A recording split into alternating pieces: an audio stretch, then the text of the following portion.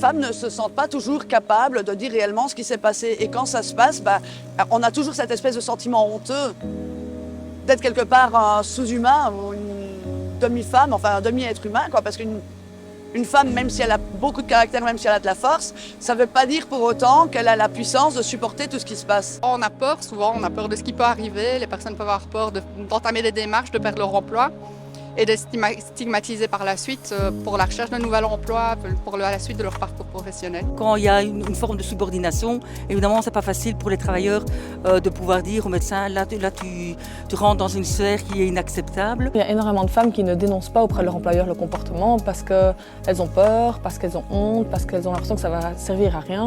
Agression physique ou verbale, gestes ou propos déplacés, inappropriés, les violences sexistes, que ce soit harcèlement moral, physique ou sexuel, sont toujours malheureusement bien présentes dans notre société aujourd'hui. Malgré les révolutions MeToo, Balance ton port, le sujet reste toujours délicat et les gens n'osent pas toujours en parler par pudeur ou par peur de représailles, de licenciements ou autres. Mais nous avons décidé d'en parler. Bonjour à toutes et à tous et bienvenue dans cette opinion CSC consacrée aux violences faites aux femmes sur leur lieu de travail. Malgré qu'on soit en 2022, certains hommes pensent encore aujourd'hui que nous ferions mieux de rester soit au fourneau ou faire coiffeuse, mais pas accompagnatrice de train parce que c'est un métier d'autorité.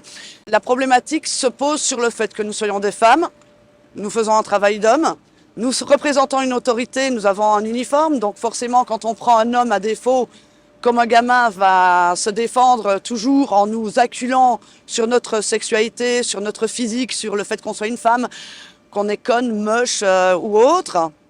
Et donc, oui, c'est beaucoup de violence psychologique sur notre condition d'être humain, de femme. C'est surtout des regards, des mains qui traînent sans le faire exprès.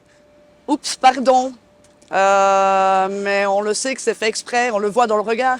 Dans les remarques, c'est de toute façon, vous n'êtes qu'une femme, vous ne m'adressez pas la parole, je ne vous parle pas. On a des gros mots tels que péripatéticienne en plus grossier, ce qui n'est pas toujours agréable à entendre, où on est forcément mal baisé, entre guillemets, parce que ça c'est vraiment les termes qu'on nous utilise. Nous ne sommes que des frustrés, c'est pour ça qu'on fait un métier d'homme. Enfin, tout un ensemble de propos comme ça qui sont assez violents et qu'on n'a pas forcément envie d'entendre parce que tu viens pas bosser pour te faire agresser verbalement. Point de vue physique, oui, c'est arrivé de temps en temps d'avoir des petites altercations un peu chaudes, mais pour ma part, ça va, j'ai encore toujours eu beaucoup de chance parce que je me sers en général des gens qui sont autour de moi en montant quelque peu le ton pour attirer l'attention sur la situation, de façon à ce que je puisse toujours avoir quelqu'un qui puisse témoigner à mon avantage. L'avantage de faire ça, c'est que moi, ça me permet de rester dans le rail, c'est-à-dire derrière mon uniforme et garder ma position d'accompagnatrice, sans avoir de propos grossier, vulgaire et monter crescendo dans la violence. Résultat des courses, 99% du temps, quand j'ai eu une petite agression ou une grosse agression, j'ai toujours des témoins qui viennent à mon avantage et pas dans le sens inverse. Si je me fais cracher dessus ou je me fais insulter, j'imagine simplement que c'est mon uniforme, je prends mon uniforme, je le lave et c'est bon. Voilà, le lendemain il est propre et on repart sur de nouvelles bases. Il est vrai que de temps en temps, là j'ai eu un monsieur qui m'a suivi sur le quai avec un couteau dans la poche. C'est au moment où la police me l'a fait réaliser qu'il avait un couteau en poche, suite aux propos des voyageurs qui ont vu le monsieur sortir le couteau et le mettre dans sa poche en me suivant sur le quai, que là, sur le coup, j'ai pas réagi, j'ai dit bon ça va, je continue mon service. Mais finalement, à contre-coup, là je me suis dit waouh, qu'est-ce qui aurait pu se passer? C'est grave, quoi, c'est dangereux. Donc là, j'ai arrêté mon service parce que, voilà, chez moi, c'est exceptionnel que j'arrête mon service. C'est vraiment avec des graves conséquences ou vraiment un effet psychologique, mais c'est exceptionnel. Il n'y a que vraiment une agression physique qui pourrait me faire arrêter mon service. Une agression verbale ou un crachat ne m'empêche pas de continuer parce qu'il faut un peu avoir de caractère aussi dans ce métier. Et je pars du principe que même si on vit dans une société machiste, j'ai ma place au même titre que monsieur Pierre-Paul Jacques. Dans le monde du travail, les violences faites aux femmes prennent différentes formes. Voyons ça en détail. D'abord, il y a les questions de violences sexistes et sexuelles sur le lieu de travail. Ils peuvent être complètement différent. Ça peut aller de la petite blague, misogyne, sexiste sur le lieu de travail, à un petit geste déplacé, à des cas très graves de viol, et de violence, quelle qu'elle soit, faite aux femmes. C'est ce qu'on appelle en fait le continuum des violences. Donc c'est-à-dire que c'est en fait les petits gestes, les plus petits gestes qui vont permettre à un moment donné d'arriver vraiment à des débordements et à des cas de violence très très graves. Maintenant, les violences à l'intérieur de la maison, donc les violences conjugales, ont aussi un impact sur le lieu de travail, notamment parce que la femme qui est victime de violences conjugales, souvent elle va être empêchée de dormir, elle va arriver avec des coups qu'elle va maquiller, elle va être évidemment moins concentrée sur son travail parce que quand on est victime de violences à la maison, c'est beaucoup plus compliqué. Elle va avoir peur sur son lieu de travail aussi parce que le conjoint ou l'ex-compagnon peut débarquer encore sur le lieu de travail et donc il va avoir un facteur de stress qui peut aussi du coup avoir des conséquences dans le collectif de travail et pour la femme elle-même, parce qu'à un moment donné on va se dire beaucoup d'absentéisme ou quoi, son emploi va être en danger et donc c'est pour ça que nous, syndicalement, on s'en préoccupe. Donc c'est vrai qu'une troisième forme de violence auquel on pense moins spontanément quand on parle de violence, ce sont les violences économiques. Une femme qui est dans une situation de précarité, qui a un très bas salaire, va être dans une situation de fragilité. Ça veut dire qu'elle ne va pas pouvoir dire non aussi facilement que n'importe qui. Elle va être dans une situation vraiment beaucoup plus de dépendance par rapport à son employeur. Et donc, on sait que les personnes qui commettent les actes de violence vont les prendre plus facilement pour cible. Et ça va arriver d'autant plus facilement que donc les femmes sont peu payées, sous-payées, donc travaillent à temps partiel, mais aussi par exemple qu'elles soient racisées. On sait que les personnes qui sont de d'autres couleurs de peau vont être beaucoup plus insécurisées et donc vont être beaucoup plus vite la cible aussi de violence. La médecine du travail vient régulièrement en aide aux victimes et constate l'importance de la parité homme-femme en entreprise. En général, quand une femme est victime de violences, assez régulièrement, l'auteur de ces violences, c'est une femme aussi. Et on retrouve on peut faire exactement le même constat pour les hommes. En général, quand un homme est victime de violences, majoritairement, c'est un homme qui est coupable de ces violences sur son collègue.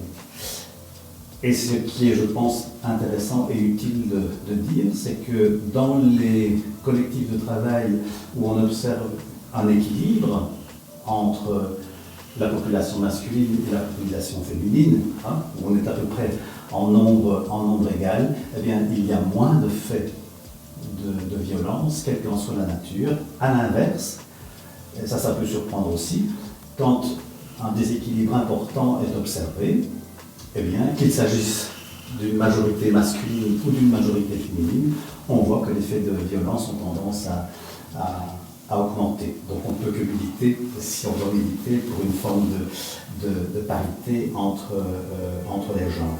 Afin de mieux cerner le problème, mais surtout d'apporter des réponses concrètes, la CSC a mené différentes enquêtes dans plusieurs secteurs, auprès d'ouvrières, d'employés et de cadres. L'une de ces enquêtes sondait les employés du secteur privé, les soins de santé, les professions libérales, l'aviation, mais aussi le commerce et l'industrie. Passons en revue les résultats. Donc on a eu 1400 réponses à l'enquête et dans les personnes qui ont répondu à l'enquête, toutes ont été victimes au moins un jour ou au moins un moment de violences sexistes sur leur lieu de travail. Alors quels sont les types de comportements ? Pour un tiers des comportements, c'est des questions de remarques gênantes sur le physique, sur les vêtements, c'est des regards insistants, c'est des conversations, des sujets de conversation déplacés, etc. Puis il y a un autre gros paquet de réponses, c'est plutôt des propositions sexuelles, de l'insistance pour aller boire un verre, des attouchements aussi non désirés bien sûr. Et puis après on a un troisième paquet de comportements qui sont là vraiment très graves, même si le reste est grave aussi évidemment, mais on a eu vraiment plusieurs cas de viol qui ont été signalés sur le lieu de travail, des menaces sexuelles, du chantage au licenciement en cas de refus pour certaines propositions et ce genre de choses, quoi. Donc c'est ce genre de comportements-là qui ont été signalés dans l'enquête. Les auteurs, ce sont des hommes, c'est 90% il me semble des auteurs qui sont des hommes et soit ce sont le supérieur hiérarchique, soit un collègue, soit un client ou un bénéficiaire, un patient quand on est par exemple dans une institution du non-marchand. D'abord, il y a énormément de femmes qui ne dénoncent pas auprès de leur employeur le comportement parce qu'elles ont peur, parce qu'elles ont honte, parce qu'elles ont l'impression que ça va servir à rien. Et donc là, déjà, on a un gros travail syndical à faire pour en fait visibiliser ces comportements-là. Mais en fait, sans doute que ça vient aussi du fait que dans un cas sur 5, quand l'employeur est au courant de la situation, donc est mis au courant par la victime, en fait, il n'agit pas. Et donc, évidemment, on a l'impression que ça ne sert à rien d'aller le dire, et donc on ne le dit pas, donc c'est un peu le serpent qui se mord la queue. Et donc ça, c'est vraiment grave qu'un employeur n'agisse pas quand il est au courant d'un fait sexiste, parce qu'il a des obligations en termes de prévention et de bien-être au travail pour les travailleurs et pour les travailleuses. Ce qui nous a interpellés, c'est que le syndicat est très peu vu comme une ressource quand on fait face à un comportement sexiste sur le lieu de travail. C'est que dans 5 ou 6% des cas, je pense, où la victime a été voir son délégué ou sa déléguée syndicale. Et donc d'abord, on a un travail à faire syndicalement pour être visible et être identifié comme une personne ressource quand on a un problème de comportement sexiste au travail. Et puis, une fois qu'on est identifié comme tel, on a évidemment plein de travail syndical pour que les employeurs en fait, respectent leurs obligations légales, c'est d'abord ça, pour réussir à ce que quand il y ait des faits qui soient dénoncés, il y ait des poursuites et il y ait des choses qui changent, que la victime soit effectivement protégée. Et aussi, on a des grosses demandes en fait, de soutien en fait, des victimes en tant que syndicat. Et donc ça nous pose évidemment beaucoup de questions pour pouvoir avancer et faire ce travail-là dans nos équipes syndicales et dans les entreprises où on est présent. Les titres-services, un secteur d'activité où les femmes sont très vulnérables. Selon une enquête menée par la CSC, une aide ménagère sur 3 a déjà été victime de violences sexuelles sur son lieu de travail. Dans le secteur de titres-services, les travailleurs et surtout des travailleuses, évidemment, se trouvent seuls chez des clients. Lorsqu'il se passe quelque chose qui n'est pas correct vis-à-vis d'elles, qui n'est pas dans le respect de leur travail, elles se retrouvent un petit peu fragilisées parce qu'elles sont seules face aux clients dans une situation où elles se sentent aussi dévalorisées, dégradées, parfois attaquées, avec un effet de violence. Et ces violences, elles peuvent être de différents types. Les petites paroles, les gestes déplacés, la manière de se comporter, la manière de tourner parfois autour des travailleuses dans les titres-services, restent parfois, et pas rarement, régulièrement, on a des témoignages de dames qui disent qu'elles se sentent vraiment dévalorisées par rapport à ce qui se passe dans les différentes maisons où elles sont en train de travailler. On doit continuer à avoir des campagnes de prévention vis-à-vis des clients, vis-à-vis des personnes des titres-services, des aides ménagères. Elles ne savent pas encore suffisamment quels sont leurs droits et on doit surtout agir sur ces clients qui sont irrespectueux des travailleuses.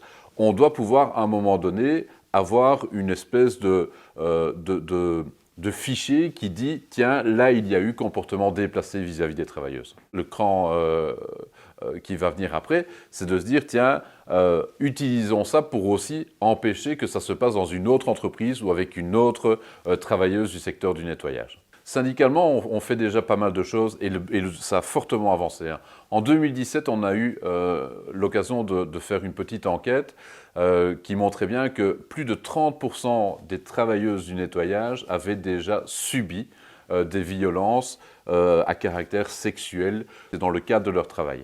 Et depuis, on a pris notre bâton de pèlerin et on a commencé à essayer de mettre en place, d'une part, de la protection et construire des choses qui leur permettent de se protéger et en tout cas de dénoncer des abus. Au niveau sectoriel, c'est vrai qu'on a eu l'occasion, en début de l'année 2020 déjà, de mettre en place un protocole qui permet effectivement de pouvoir facilement donner les outils aux aides ménagères pour pouvoir contacter des gens et pour pouvoir éviter que ça se reproduise. C'est une première étape, on doit continuer parce que ce sujet reste un sujet compliqué pour les travailleuses elles-mêmes. Imaginez-vous quelqu'un qui est seul chez un client qui doit aller informer soit son responsable, soit c'est en fin de compte perdre le client pour l'entreprise. Et donc il y a une responsabilité aussi, une charge qui est une charge psychique et psychologique qui est très forte pour les aides ménagères. Et donc il faut pouvoir soulager les travailleurs, les protéger, les soulager, leur permettre facilement d'éviter ce type de situation. Et donc c'est tout le travail qu'on est en train de se faire. Ce travail, il passe aussi par un accompagnement de nos délégués syndicales. On n'est pas nécessairement toujours équipé pour faire face à un témoignage qui nous arrive comme ça, comme délégué, comme permanent syndical. On doit pouvoir aussi vulgariser, faciliter, aider à pouvoir libérer la parole. Les choses commencent à changer grâce à la libération de la parole et grâce aux actes posés par les associations et le monde syndical. Exemple dans le secteur des chemins de fer où la CSC est à l'origine d'une résolution parlementaire interfédérale pour dissuader les comportements violents et sexistes sur le rail. Donc la CSC Transcom a été interpellée par des femmes qui avaient été victimes de violences sur leur lieu de travail. Et ce que nous avons décidé de faire, c'est de mener une enquête au sein des chemins de fer sur ces phénomènes de violence et comment les traiter avec le concours des femmes CSC. Alors nous avons mené une enquête parmi nos affiliés femmes. On a envoyé donc une enquête à 600 affiliés et on a reçu à peu près 200 réponses en retour. De ces 200 réponses, on a constaté que 67% des femmes avaient été victimes de comportements indésirables, de comportements sexistes sur leur lieu de travail. Alors les comportements étaient soit des violences physiques, soit des violences verbales, soit de collègues ou de membres de la hiérarchie, ou de tiers qui constituaient la majorité des faits. Quand on a eu cet état des lieux, on a collaboré avec les femmes qui avaient été victimes en les sollicitant dans le cadre d'un groupe de travail.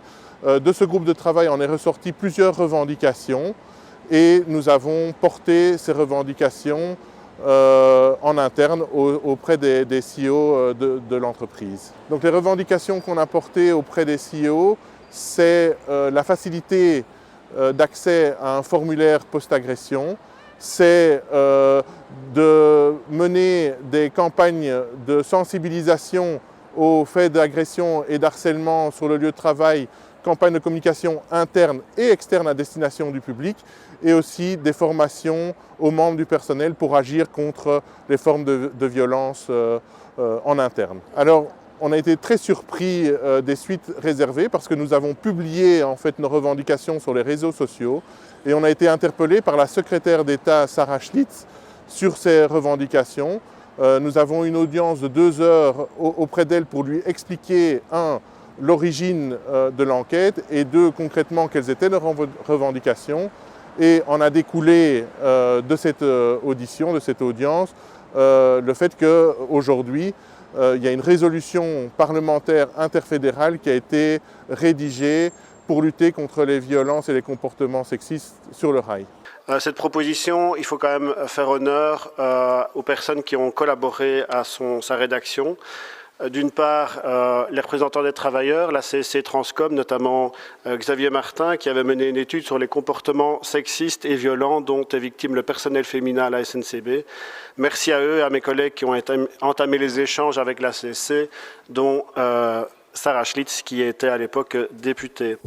Agir contre les violences faites aux femmes, c'est l'affaire de toutes et de tous, y compris les délégués syndicaux. C'est pourquoi la CSC a développé des outils pour les aider à répondre à toutes ces problématiques en entreprise. La CSC a développé une brochure pour guider nos délégués lorsqu'ils font face à des travailleurs et des travailleuses qui subissent de la violence aussi bien à la maison que sur le lieu de travail. Et cette brochure, c'est vraiment un guide pour les délégués. Elle explique vraiment étape par étape quelles sont les procédures à suivre. Est-ce qu'on va d'abord dans la procédure interne, donc on fait appel à la personne de confiance et puis on suit les différentes étapes, ou bien on va carrément à l'étape supérieure et on va directement porter plainte, par exemple. Et donc c'est important pour nos délégués, lorsqu'ils font face à une travailleuse qui subit une forme de violence, de surtout être attentif et pouvoir rassurer la personne et croire la personne avant tout. On a aussi développé une charte, donc une charte de conduite pour les entreprises en tout ce qui concerne harcèlement et violence sur le lieu de travail. Et donc cette charte développe différentes méthodes, différentes affirmations que l'entreprise doit pouvoir poursuivre pour faire le lieu de travail un lieu sécurisé et un lieu safe pour toutes les travailleuses et tous les travailleurs. On a aussi développé un petit outil qui est un marque-page. Ce marque-page, c'est quelque chose de facilement distribuable en entreprise. Et ce marque-page, en fait, a tous les numéros de téléphone de secours pour les gens qui veulent appeler pour dénoncer une violence. Parce qu'évidemment, parfois, même les travailleuses sur le lieu de travail ne veulent pas aller vers leur délégué, leur représentation syndicale pour différentes raisons que ce soit. Et donc, cette petite marque-page est facile à distribuer et après, la personne peut ensuite, à son aise, appeler et soit se décharger et parler, parce que parler, c'est vraiment important aussi, et aussi trouver de l'aide et trouver les différentes étapes que l'on peut faire pour pouvoir porter plainte, par exemple. Tous ces outils développés par la CSC sont sur le site de la CSC, donc sur la csc.be-femmes-csc. Et donc, vous retrouverez là tous les outils, que ce soit la brochure, que ce soit la charte, que ce soit le petit marque-page. Et donc, en plus de tous ces outils-là, on retrouve aussi les différentes personnes qui, dans les fédérations de la CSC, sont en charge de cette matière au niveau régional.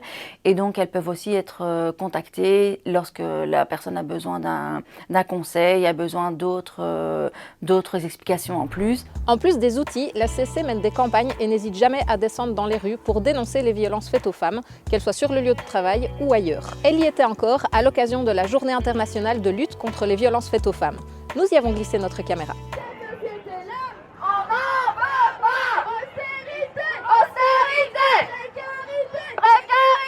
Pourquoi vous êtes là aujourd'hui ? Pour dénoncer les violences faites aux femmes. Est-ce qu'elles sont encore fort présentes dans notre société ? Oui, malheureusement oui. Il y a des femmes qui se sont mobilisées la semaine passée en France, cette semaine en Iran évidemment, en Afghanistan, en Italie, en Espagne, en Amérique latine, en Amérique centrale, partout, à Istanbul. De cette société-là, on n'en veut pas. De cette société-là, on n'en veut pas. De cette société-là, on n'en veut pas. Et en Iran. Et en Iran. Pourquoi est-ce que tu es là aujourd'hui ? Pour militer contre la violence faite aux femmes. Et pourquoi c'est important ? Parce que j'aimerais pas que ça arrive à ma cousine, à ma mère, à ma sœur, et à des personnes que je connais et à toutes les femmes. Et toi, pourquoi tu es là aujourd'hui ? Pour lutter contre la violence faite aux femmes, parce que j'aimerais que ça ne m'arrive pas plus tard. À toi, à tes copines ? Oui. Et est-ce que les hommes ont un rôle à jouer là-dedans ? Oui, parce qu'ils peuvent aider, ils peuvent aller faire aussi la manifestation pour être plus et pour que les gens entendent mieux. Je suis là aujourd'hui parce que je pense que les violences contre les femmes ne sont pas seulement l'effet du caractère, du comportement de quelques hommes, mais c'est tout un système de pouvoir avec lequel nous sommes complices parfois, qu'il faut démanteler, qu'il faut détruire. Ça fait partie de la culture dans laquelle on vit aujourd'hui. On est habitué à avoir ce genre de propos. C'est qu'une fois qu'on se pose et qu'on partage l'expérience, qu'on se rend compte que c'est pas normal, quoi. On a appris à accepter la situation, on a appris à accepter ce genre de remarques et que c'est tout à fait pas normal.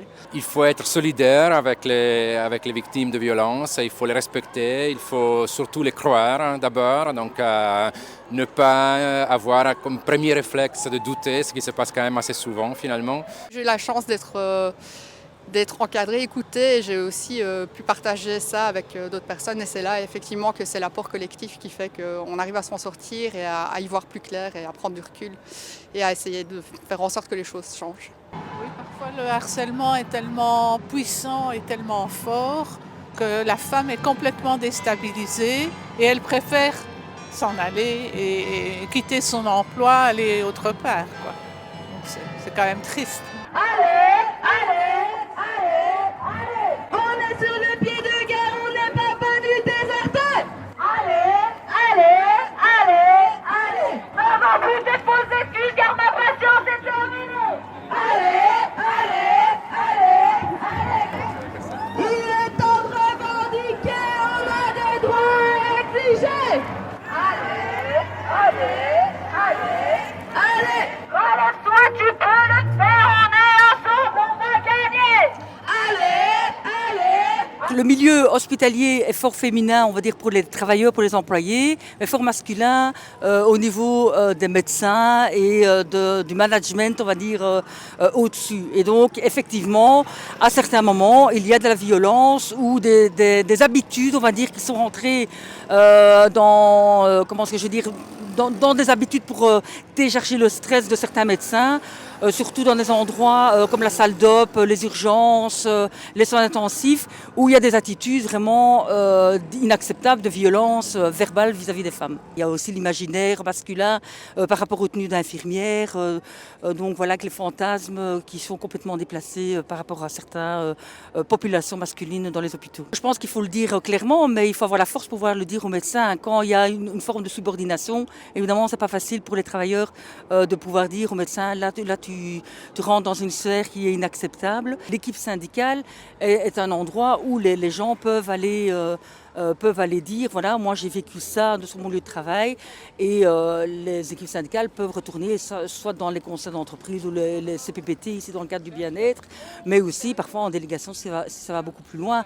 Moi j'ai eu par exemple une déléguée qui m'a dit, qui travaillait en salle d'op, et qui m'a dit, pas plus tard que la semaine passée, qui m'a dit, voilà, il y a une jeune fille qui vient d'arriver, une jeune collègue qui vient d'arriver, et elle l'a prévenue en disant, s'il y a certains médecins qui ont des comportements sexistes vis-à-vis de toi, tu viens me le dire et on agit directement parce que c'est une forme inacceptable, et c'est pas parce que tu es jolie ou quoi que ce soit qui peut se permettre ce genre de comportement. Pour lutter efficacement contre toutes les formes de violence faites aux femmes, la CSC demande des actes concrets, aussi bien à nos pouvoirs publics qu'aux entreprises. Donc les grandes revendications de la CSC sont de plusieurs ordres. D'abord, il y a une convention de l'Organisation internationale du travail contre les violences faites aux femmes et aux hommes d'ailleurs sur le lieu de travail, les violences et le harcèlement. Cette convention n'est toujours pas ratifiée par la Belgique. C'est hyper important que maintenant tous les gouvernements signent cette convention et qu'on puisse montrer que la Belgique est à la pointe là-dessus. Ça va soutenir principalement les travailleuses dans les autres pays du monde. La deuxième chose, c'est que la Belgique a aussi signé la convention d'Istanbul, qui est une convention qui nomme toute une série de bonnes pratiques, de choses très importantes à mettre en place pour lutter contre les violences, notamment sur le lieu du travail. Il y a des experts qui font un rapport chaque année ou tous les 2 ans sur comment cette convention est appliquée, et on se rend compte qu'en Belgique, elle n'est pas encore appliquée correctement. Sur le lieu de l'entreprise, il y a la culture d'entreprise qui est vraiment à changer et à encore faire évoluer, parce que ce qu'on constate, c'est que souvent on impulse quelque chose et après ça retombe, ou bien il suffit la personne qui était motivée change, etc. Et ça peut très vite retomber. Et dans les entreprises où il n'y a encore rien, il est vraiment temps de se mettre autour de la table. Les organisations syndicales sont là, avec des outils, avec toute une série de bonnes pratiques, avec aussi toute une série d'expertises à mettre au service de l'entreprise pour faire évoluer les choses. Et donc là, on a besoin aussi d'une réelle volonté patronale là-dessus, parce que c'est le rôle et c'est l'obligation des patrons de fournir un lieu de travail qui soit safe, les femmes doivent être en sécurité sur leur lieu de travail. Donc ça, c'est le rôle de l'employeur, c'est une obligation. Or, il ne le remplit pas encore totalement. Donc là, il y a encore beaucoup de travail à faire, et on fait un appel aussi au banc patronal de dire, mais mettez-vous autour de la table, et y compris dans les secteurs qui sont très masculins, où on pense qu'il n'y a pas beaucoup de femmes, mettons-nous autour de la table pour en faire des environnements safe pour les hommes et pour les femmes, et pour permettre de mixifier un maximum les métiers. C'est ici que se termine cette émission. Vous pouvez la revoir sur Ovio et sur les différents médias de la CSC. Merci beaucoup de nous avoir suivis, et à bientôt pour un nouvel Opinion CSC.